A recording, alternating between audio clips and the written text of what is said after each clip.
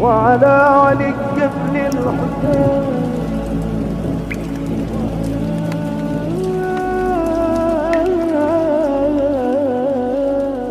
أولاد الحسين. لا حول ولا قوة الا باللہ العلی العظیم. اعوذ باللہ من الشیطان اللعین الرجیم. بسم اللہ الرحمن الرحیم. ناظرین السلام علیکم. میں علی عباس چینل ون کی جانب سے آپ کی خدمت میں حاضر ہوا ہوں کربلا اینڈ اکنامک جسٹس کے حوالے سے سیریز کے تیسرے ایپیسوڈ میں. جیسا کہ آپ سب واقف ہیں کہ ہم گزشتہ 2 ایپیسوڈز میں اکنامک جسٹس، اس کی مطابقت دین سے کیا ہے، کربلا سے کیا وابستگی ہے، اس کے ساتھ ساتھ اکانومک ان ایکوالٹی یا جو کہتے ہیں کہ نظام ہے کلاس بیسڈ، اس کے حوالے سے ہم نے جاننے کی کوشش کی، اور یہ بھی ہم نے جانا کہ کس طریقے سے امام حسین علیہ السلام کا اقدام، ان کا قیام اس نظام پہ اور اس کلاس بیسڈ سوسائٹی کے جو ہے وہ ظلم پرست نظام کے خلاف کاری ضرب لگاتا ہے. آج اسی سلسلے کو آگے بڑھاتے ہوئے ہم چند سوالات لے کے آئیں اور پھر اس موضوع کو ان ڈیپتھ جاننے کی کوشش کریں گے. اور ایک بار پھر ہم شکر گزار ہیں عالی جناب مولانا سید سرمدی رضوی صاحب کے کہ وہ مسلسل اس پروگرام سے اور اس موضوع سے جڑ کے ہمارے ساتھ ہمارے سوالات کے جواب دیتے ہیں. آئیے ہم آپ کی خدمت میں چلتے ہیں. السلام علیکم ورحمۃ اللہ. علیکم السلام ورحمۃ اللہ وبرکاتہ. بہت بہت شکریہ قبلہ کہ آپ مسلسل اس اہم موضوع کے اوپر روشنی ڈال رہے ہیں، اور ہمیں امید ہے کہ ناظرین بھی آپ کی باتوں سے مستفید ہو رہے ہوں گے. آپ کا اور چینل ون کا بھی شکریہ کہ اس پروگرام کا انعقاد کیا اور حقیر کو اس موضوع پہ گفتگو کرنے کی دعوت دی. خوب آقا، اب جو ہے جیسا کہ آپ کو یاد ہے کہ پچھلے ایپیسوڈز میں ہم لوگوں نے سوال کیا کہ اس زمانے میں لوگوں کو اکانومکس کی اتنی تمیز نہیں تھی، اور اس بنا پہ یہ پورا جو نظام ہے اکانومکس کا یہ درہم برہم ہو چکا تھا. جی، لوگوں کو کلاس بیس سوسائٹی میں جو ہے وہ تقسیم کیا گیا، اور پھر اس کے بعد favouritism and this and that یہ ہوا اس زمانے میں. لیکن آج کے زمانے میں جبکہ لوگ جاگروک ہیں، ہم جانتے ہیں کہ بہت ساری جسٹس اور فریڈم کو لے کے باتیں ہوتی رہتی ہیں، اس میں خود ہمیں آج کے زمانے میں بطور ہیومنز یہ تو پتہ چل گیا ہے کہ اکانومک جسٹس بھی کچھ ہے، اور اس کے علاوہ بہت ساری یونیورسٹیز میں بہت سارے نظام اور سسٹمز کو پیش کیا جاتا ہے. جی، جیسے مثال کے طور پہ ایک نظام ہے جس کو ہم کہتے ہیں کیپٹلزم. یہ ہماری عوام پڑھی لکھی عوام ہے اور بہت اچھے سے جانتی ہوگی کہ کیپٹلزم کیا ہے. فیوڈلزم ہے. تو یہ کیا مشکل کو حل نہیں کرتا؟ اس زمانے میں تو مشکل پائی جاتی تھی، لیکن کیپٹلزم تو آج مشکل کو حل کر رہا ہے. پھر اکنامک انجسٹس کیسے؟ اعوذ باللہ من الشیطان اللعین الرجیم. بسم اللہ الرحمن الرحیم. الحمد للہ رب العالمین والصلاة والسلام علی محمد وآلہ الطاہرین واللعنۃ علی اعدائہم اجمعین. اما بعد. یقیناً اچھا سوال ہے جو کیپٹلزم کا نظام ہے یا فیوڈلزم کا نظام ہے. سب سے پہلی بات تو یہ ہے کہ اگر یہ واقعاً بہت اچھا سسٹم ہے، اور جو سسٹم ہمیں کاسمک سورسز سے ملا ہے، یعنی یہ کہ جو اللہ والے اور ایشور والے آ کے ہمیں سسٹم بتا کے گئے ہیں، اگر ہم اس کو ریپلیسمنٹ مانیں تو اس کے ہمیں نتیجے کیوں نہیں دکھائی دے رہے ہیں؟ کیا واقعاً ایسا ہے کہ کیپٹلسٹ نظام آنے کے بعد سے اور جو اس وقت دنیا میں کیپٹلسٹ نظام رائج ہے اس کے بعد سے لوگوں کے رائٹس ان تک پہنچ رہے ہیں؟ صحیح. جو آبزرویشن ہے وہ یہ ہے کہ امیر اور امیر ہوتا چلا جا رہا ہے، اور غریب اور غریب ہوتا چلا جا رہا ہے. اس کے حقوق اس کو نہیں ملتے، اور اس کے جو ریسورسز تک اس کی ایکسیس ہونی چاہیے کہ جو سب کے لیے اویلیبل ہونے چاہیے، اس تک اس کو ایکسیس نہیں مل رہی ہے. تو پہلی بات تو یہ ہے. دوسرا یہ کہ خود جو کیپٹلسٹ نظام ہے، اگر آپ جا کے اس کو پڑھیں، ظاہر ہے کہ ایک بہت بڑی اسٹڈی ہے، لیکن اگر اس کے نچوڑ کو پیش کیا جائے تو کیپٹلسٹ نظام یہ کہتا ہے کہ جو ریسورسز ہیں وہ ایک ہائی لیول کلاس کے پاس رہیں گے. They will be the owners, like industries, productions جتنے بھی ہیں، وہ ریسورسز کو اون نہیں کر سکتا کوئی لو لیول.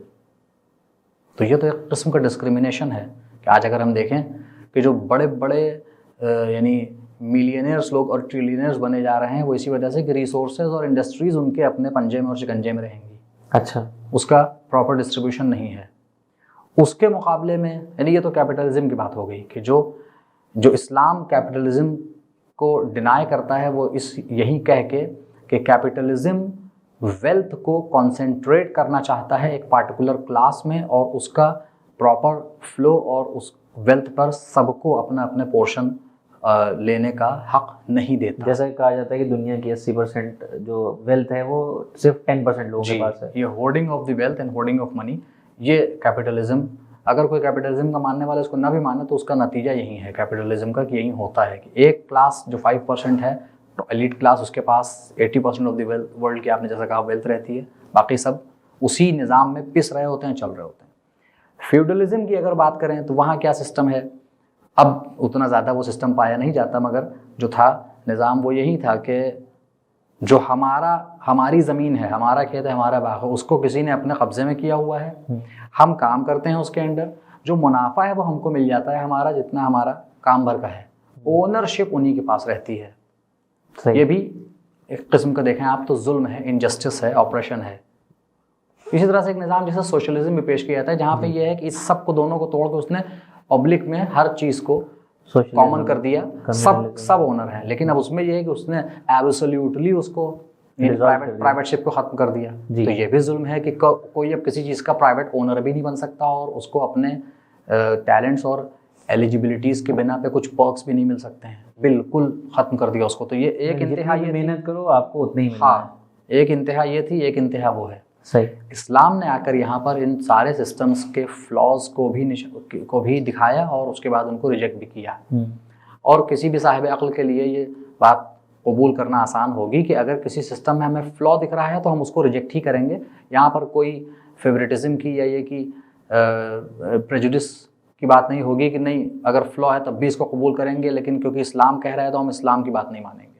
نہیں، اب اسلام نے جو سسٹم دیا اگر آپ اس کو دیکھیے تو ظاہر ہے کہ وہ ان سارے سسٹم سے بہتر ہے. کہ جہاں سرکولیشن آف ویلتھ ہے، اسلام کے اکنامک سسٹم کو اگر میں بہت ہی کم الفاظ میں بیان کرنا چاہوں تو اسلام کہیں بھی دولت کو ذخیرہ نہیں ہونے دیتا کہ اربوں خربوں روپے کسی ایک پارٹیکولر کلاس کے پاس جمع ہو جائے. دلیل کیا ہے؟ یہی ہے نا، جو ہے اس میں سے ایک پارٹیکولر پرسنٹیج نکالو، وہ فقیروں تک آئے گی، وہ غریبوں تک آئے گی، وہ لوور کلاس تک آئے گی. ہومس نکالو، زکوٰۃ نکالو، صدقہ خیرات جو اتنا زیادہ کہا ہے اسلام نے، وہ اسی لیے ہے.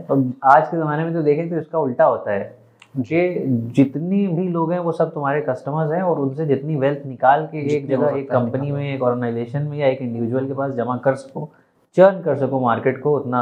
اور وہ بھی اس طرح سے کہ کسٹمرز کو خود پتہ بھی نہیں ہے اور وہ بڑا سیٹسفائیڈ ہے. صحیح. کہ ہم کو گوگل پے پہ کہیں انہوں نے کچھ پے کیا اور ان کو ایک وہ اسکریچ کارڈ مل گیا جس کو آپ کیا کہتے ہیں، وہ کوپنس مل گئے، تو اب وہ اس پہ بڑا خوش ہیں کہ ہمارے 32 روپیز بچ گیا فلاں آرڈر پہ. آپ کو یہ نہیں پتا ہے کہ اس سے زیادہ کو انہوں نے آپ سے لیا ہے. 100 روپے کی کوئی چیز تھی، آپ کو 250 روپے کی بیچ کے آپ کو 25 روپے واپس کر دیا ہے. یہ آپ کو نہیں پتا. یعنی اس نظام کا آپ شکار بن رہے ہیں اور آپ بڑا خوش ہیں کہ آپ کو اسکریچ کارڈ مل گیا اور کوپن مل گیا. تو پتہ ہی نہیں ہے لوگوں کو کہ آپ اس جو آپ نے کہا کہ سب کچھ ان سے لے رہے ہیں اور ان کو تھوڑا سا دے رہے ہیں. MNCs کی ایگزامپل لے لیجئے جو بہت ہی کامن اسٹیٹمنٹ آپ نے بھی سنا ہوگا. ایک soft where developer for example ایک مہینے میں 100,000 روپیز سیلری پاتا ہے. صحیح. جو کام اس سے کمپنی لے رہی ہے اور اس کے کام سے جو وہ کما رہی ہے وہ کئی کروڑ ہے. اب اس کے مقابلے میں اگر آپ دیکھیں تو اس کو صرف 100,000 روپیز پر منتھ مل رہا ہے. صحیح. تو اچھا خاصا کمپنی کما رہی ہے، اس کے بعد آپ کو وہ CTC کہہ کے آپ کی جو وہ ڈیفائن کر دیتے ہیں. تو یہ واقعی نظام ایسا ہے کہ ظلم ہے اور اسلام اسی ظلم کی مخالفت کرتے ہوئے اپنے نظام کو پیش کرتا ہے. سبحان اللہ. یعنی واقعی یہ اگر انسان اس پہ توجہ کرے اور سوچے تو اس کو سمجھ میں آئے گا کہ کتنا بڑا فلا ہے سسٹم. بے شک یہ ایک جگہ دولت کو کانسنٹریٹ بھی کر رہا ہے اور یہ نہیں کہ صرف خود محنت کر رہا ہے بلکہ عوام جو ہے وہ کہیں نہ کہیں ان کی آنکھوں پہ پٹی باندھ کے وہ خود محنت کر رہی ہے اور دوسرے کو دولت پہنچا رہی ہے. جی. اس کا تھوڑا سا حصہ لے کے اور پھر سارا کا سارا محنت ہماری اور کھائے کوئی اور بار. جی. اگر پھر یہ سوال آتا ہے کہ امام حسین علیہ السلام جیسے ہم ابھی تک ذکر کر رہے ہیں کہ ان کا قیام اکانومک جسٹس کے لیے بھی تھا، تو امام حسین علیہ السلام کے پاس کیا نظام تھا اس کیپٹلزم جیسے نظام کے مخالفت میں، یا اس سے بہتر وہ کون سا نظام تھا یا کون سا ماڈل تھا ان کے پاس کہ جو ہم بہرحال سمجھ سکتے ہیں کہ اگر یہ غلط ہیں تو کیا صحیح ہے؟ دیکھیے امام حسین علیہ السلام کے پاس الگ سے کوئی نظام نہیں تھا. مطلب یہ ہے کہ جو اولنا محمد و آخرنا محمد و اوسطنا و کلنا محمد، تو امام حسین کے پاس وہی نظام تھا جو حضرت علی علیہ السلام کی حکومت میں ہم دیکھتے ہیں یا خود رسول خدا صلی اللہ علیہ وآلہ وسلم کی حکومت میں تھا کہ بیت المال کا جو ڈسٹریبیوشن ہے وہ ایکولی ہوگا according to eligibility, the eligibility, جس کا جو مقام ہے، جس کی جو پوسٹ ہے، اس حساب سے جو ایلوکیٹ کیا گیا ہے، جو رکھ دیا گیا ہے، اسی حساب سے ہوگا، نہ کم نہ زیادہ، نہ فیوریٹزم، نہ کوئی جسے کہتے ہیں کہ ڈسکریمنیشن۔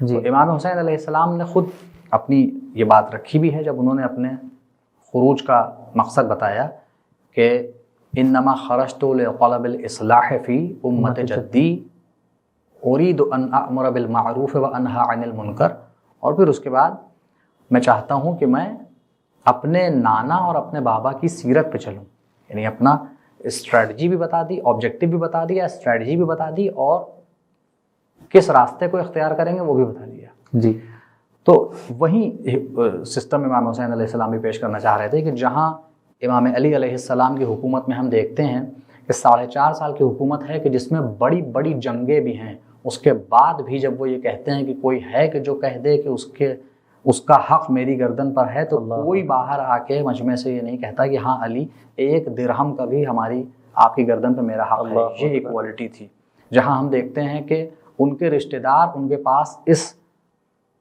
انٹینشن سے آتے ہیں کہ ہم علی سے کچھ فیور لے لیں گے اور اپنے معاوضے میں کچھ اضافہ کروا لیں گے۔ جب وہ آتے ہیں تو مولا علی کہتے ہیں کہ کیا کوئی حکومتی بات کرنے آئے ہو یا شخصی؟ تو وہ کہتے ہیں کہ ہم یعنی پرسنل ایک بات کرنے آئے ہیں۔ تو چراغ بجھا کے پھر وہ دوسرا چراغ جلاتے ہیں اور پوچھتے ہیں کہ یہ آپ نے کیوں کیا؟ تو وہ کہتے ہیں کہ یہ جو چراغ جل رہا تھا یہ بیت المال کے پیسے سے جل رہا تھا کہ جس کی روشنی میں بیٹھ کے میں حکومتی کام کرتا ہوں، اور اب تم کیونکہ پرسنل بات کرنے آئے ہو تو لہٰذا میں نے اپنے پیسے سے خریدے ہوئے تیل جس چراغ میں ڈالا تھا میں اس چراغ کو روشن۔ اس لیول کا انصاف، اس لیول کی عدالت تھی کہ یہ میں نے کہا کہ پہلے خود اپنے آپ کو آپ اس لیول پہ لائیے، پھر اس کے بعد لوگوں کے لیے آپ رول ماڈل بنیے۔ تو انہوں نے جب یہ دیکھا تو کہا کہ جب اتنا زیادہ عدالت و انصاف ہے تو ہمارے لیے یہ فیور کیا کریں گے کہ مثال کے طور پہ ہماری 50,000 سیلری ہے تو آپ اس کو ذرا 60,000 کر دیجئے، صرف اس لیے کہ ہم آپ کے رشتہ دار ہیں۔ صحیح۔ یا خود امام علی کے بھائی آ کے ان سے کہتے ہیں کہ معاوضے میں کچھ بڑھایا جائے، تو وہ واقعہ آپ نے سنا ہوگا کہ لکڑیاں جل رہی ہیں، آگ اس سے جل رہی ہے، تو اس میں سے ایک لکڑی اٹھا کے ان کی طرف بڑھاتے ہیں۔ غالباً جناب عقیل کا واقعہ ہے۔ جی۔ تو وہ کہتے ہیں کہ آپ کیا مجھے جلا دینا چاہتے ہیں؟ تو مولا کہتے ہیں کہ اور تم جو مجھے جہنم کی آگ سے جلوانا چاہ رہے ہو، کہ جس مال پہ تمہارا حق نہیں ہے اس کو تم مجھ سے طلب کر رہے ہو، کہ مثلاً اگر مجھے 1000 دینارز پر منتھ ملتا ہے تو مثلاً آپ 1200 کر دیجئے۔ یہ لیول ہے امام علی علیہ السلام کی جسٹس کا، یعنی اکانومک جسٹس کا، اور پھر جس کا حق ہے اس تک وہ پہنچے گا۔ اس کے ساتھ ساتھ بات سے بات نکل رہی ہے، مگر یہ ایک جملہ اور کہہ دوں کہ جو سوسائٹی میں رہنے والا پچھڑا طبقہ ہے، خاص کر کے وہ عورت کہ جس کا شوہر نہیں ہے اور وہ بچے کہ جن کا باپ نہیں ہے، جی، ایسی فیملیز کا خاص خیال رکھنا یہ بھی اکنامک جسٹس کی بہت بڑی مثال ہے۔ کہ باقی سب گھروں میں تو یہ ہے میں اپنے گھر میں ہوں، میں کماؤں گا، میں اپنی بیوی اور بچوں کے لیے لے کے آؤں گا، اگر میرے ساتھ مثلاً میرے بوڑھے والدین رہ رہے ہیں تو میں ان کا خیال رکھ لوں گا، لیکن یہ جو مین جسے آپ کہہ لیجئے کہ پوائنٹ ہوتا ہے ایک مرد کے جو گھر میں کما کے لاتا ہے، وہ نہیں ہے، تو وہ فیملی بہت بری طرح سفر کرتی ہے۔ ایسی فیملیز کے لیے نہ صرف یہ کہ امام علی علیہ السلام نے الگ سے ان کے لیے اماؤنٹ رکھا، بلکہ خود جا کر بعض موقعوں میں ہمیں دکھتا ہے کہ اپنے ہاتھوں سے کھانا پکاتے تھے اور اپنے ہاتھوں سے ان کے مہینے کا راشن پہنچاتے تھے، اور اگر جو ہمیں روایت میں ملتا ہے کہ بعض اوقات اگر دیر ہو گئی تو اظہار شرمندگی بھی کرتے تھے۔ اللہ، یہ وہی سسٹم ہے جو امام حسین علیہ السلام بھی لے کے چلتے، اس لیے کہ ہر امام کا ایک ہی سسٹم ہے، ایک ہی نظام ہے، اور وہ اس سسٹم کو پیش کرتے۔ اور جیسا کہ آپ نے ابھی جو ہے یتیموں کا اور بیواؤں کا خیال رکھنے کی بات کہی، تو یہ تو امام علیہ الصلوۃ والسلام کی سنت ہے، اور ہم خود امام حسین علیہ الصلوۃ والسلام بھی اس نظام کو پیش کرتے۔ آج کے زمانے میں بھی ہمیں لگتا ہے ناظرین ہماری بات سے اتفاق کریں گے کہ چہ جائے کہ حکومتی اعتبار سے یہ چیز درہم برہم بھی ہو، لیکن بطور امیر المومنین علیہ الصلوۃ والسلام کی اتباع کرنے والے اور ان کے شیعہ کے ہماری ذمہ داری بنتی ہوگی کہ آج کے زمانے میں بھی ہم اگر اپنے آس پاس کسی ایسے بیوہ یا یتیم کو دیکھ رہے ہیں یا غریب و نادار کو دیکھ رہے ہیں، تو شاید حکومتی اعتبار سے ذمہ داریاں نہ ہوں، لیکن فریضہ تو ہمارا بھی ہو جاتا ہے کہ ہم ان تک پہنچائیں بات، اگر ہم ان کا تعاون کر سکتے ہیں، اور اگر ہمارے پاس ہمارے اپنے مال میں اتنی وسعت ہے ایک حصہ۔ حالانکہ اصل امتحان جو ہے وہ اس وقت ہے کہ جب آپ کے پاس نہ ہو، کم ہو، اور آپ پھر دوسرے کی مدد کریں۔ صحیح۔ ہمیں یہ کوشش کرنی چاہیے کہ اپنے مال میں ایک حصہ ایسے لوگوں کے لیے بھی رکھیں، خاص کر وہ غیرت مند کے جو ان سارے حالات کے باوجود بھی سوال نہیں کرتے ہیں۔ سبحان اللہ، صحیح تک ہم بہانے سے ان چیزوں کو پہنچائیں۔ جی واقعی، اگر صاحب ذہن میں بات آ رہی ہے کہ یعنی یہ ہمارا فریضہ ہے کہ اگر کہیں بھی کسی بھی قسم کا ظلم ہو رہا ہے، اور ہمیں ایسی ٹیچنگز دی گئی ہیں مجالس کے ذریعے اور امام امیر المومنین صلی اللہ علیہ وسلم کی احادیث کے ذریعے کہ کہیں بھی کسی بھی انسان کو تم پریشان حال دیکھو، حتیٰ جانور کو بھی دیکھو بھوکا اور پیاسا دیکھو، تو تمہارا فریضہ ہے کہ تم اس تک اس کی غذا کو یا اس کی ضرورت کو پورا کرو۔ بے شک۔ اور اس سے ملتا جلتا ایک قول بھی غالباً آپ اس پہ ایک روشنی ڈالیں گے کہ جو ہم زیارت وارثہ میں پڑھتے ہیں جملہ کہ لعن اللہ امتن قتلت کا ولعن اللہ امتن ظلمت کا، جس نے ظلم کیا اس پہ بھی لانا، جس نے قتل کیا، اس میں ایک جملہ بڑا حساس ہے کہ لعن اللہ امتن سمعت بذلک فرضیت بہ۔ یہ بھی ہمیں لگتا ہے کہ اکنامک انجسٹس کے حوالے سے کہ اگر جو کسی کے اوپر اکنامیکلی انجسٹس ہوتے ہوئے دیکھ رہا ہے، کیا یہ جملہ اس کے لیے بھی جو ہے وہ ایز اٹ از ہے؟ یقیناً دیکھیے زیارت میں جو فقرے آئے ہیں، ظاہر ہے کہ وہ اس زمانے میں جب بیان کیے گئے اس زمانے تک ہی محدود نہیں ہیں، کیونکہ وہ ایک پرنسپل کو بیان کرتے ہیں، تو وہ قیامت تک کے لیے ہمارے لیے ایک مثال ہیں، اور اس کو ہم اس طرح کا جو بھی اگزامپل دکھے گا وہاں اپلائی کر سکتے ہیں۔ تو جب معصوم نے کہا کہ لعن اللہ امتن سمعت بذالک فرضیت بہ، یعنی امت کا مطلب ایک گروہ، جی، وہ اس امت پہ بھی اللہ لعنت کرے کہ جس نے یہ سارے ان مظالموں کو سنا اور پھر اس سے راضی رہے۔ جی، ایک وقت یہ ہے کہ انسان سنے اور کہے کہ خدا کی لعنت ہو جس نے ایسا بھی کیا ہو، جی، مگر راضی رہے، اور راضی ہونے میں چپ ہونا بھی آتا ہے، جی، کیونکہ ظلم کے خلاف کہا بھی ہے معصوم نے کہ جتنی دیر سے اٹھو گے اتنا ہی زیادہ تم کو اس کو قربانی دینی پڑے گی، اور ظلم ہو رہا ہو اور خاموش ہو تو تم بھی ظالم کے ساتھ برابر کے شریک ہو۔ اللہ، آج کے دور میں اگر ہم دیکھیں تو اکنامک انجسٹس اگر پریویل کر رہی ہے، اور وہ چاروں طرف کے جو کیپٹلسٹ نظام پھیلا ہوا ہے اس میں ہم دیکھ رہے ہیں، نظر آ رہی ہے، تو کوئی اگر اپنی آواز نہیں اٹھا رہا ہے تو وہ بھی اس لعنت کے زمرے میں آ رہا ہے، اس کا حصہ ہے اس انجسٹس، کیونکہ وہ ظاہر ہے کہ جو الہی نظام ہے اس کی مخالفت میں یہ نظام چل رہا ہے، جی، تو یہ اس کے خلاف جب آواز نہیں اٹھا رہا ہے تو کہیں نہ کہیں راضی ہونے کا اعلان کر رہا ہے، اور وہ بھی اس لعنت کی زد میں آ رہا ہے۔ بہت اچھا آپ نے سوال اٹھایا کہ اس کو یوں بھی غور کیا جائے کہ صرف اس زمانے کے لیے لعنت نہیں ہے۔ صحیح، جیسے ہم کہتے ہیں نا کہ جناب فاطمہ سلام اللہ علیہ کا حق جس نے غصب کیا، اس پہ وہ لعنت نہ بھیجے جو اپنے کسی بھائی کی زمین مارے بیٹھا ہوا۔ صحیح، صحیح۔ تو حقیقت میں یہ اصول کی بات ہے کہ جب آپ خود جھوٹ بول رہے ہیں تو جھوٹے پہ لعنت مت کریے، ورنہ وہ لعنت آپ کے آگے دامنگیر ہو جائے گی۔ تو ویسے ہی جب ہم کہتے ہیں کہ اس امت پہ بھی لعنت ہو کہ جس نے یہ ظلم کے بارے میں سنا اور اس سے راضی رہی، تو آج جو اکنامک جسٹس کے حوالے سے اکنامک انجسٹس ہے، اگر اس سے ہم راضی ہیں تو پھر کہیں نہ کہیں ہم بھی اس لعنت میں آ رہے ہیں۔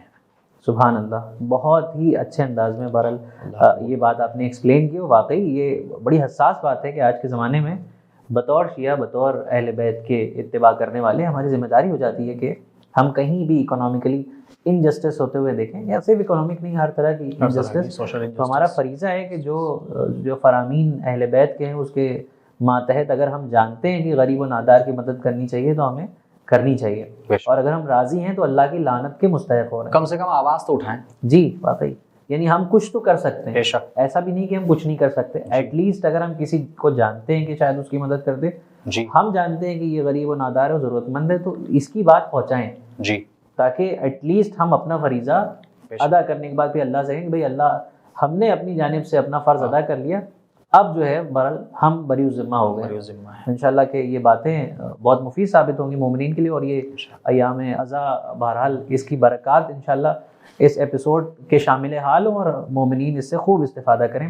اسی سے مرتبط بہت سارے سوالات ابھی اور موجود ہیں، انشاءاللہ ہم قبلہ کی خدمت میں رکھیں گے اور آپ اس سے مستفید ہوں گے، اس کے جوابات سے انشاءاللہ۔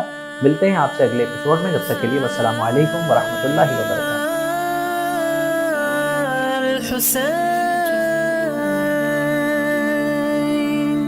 وعلى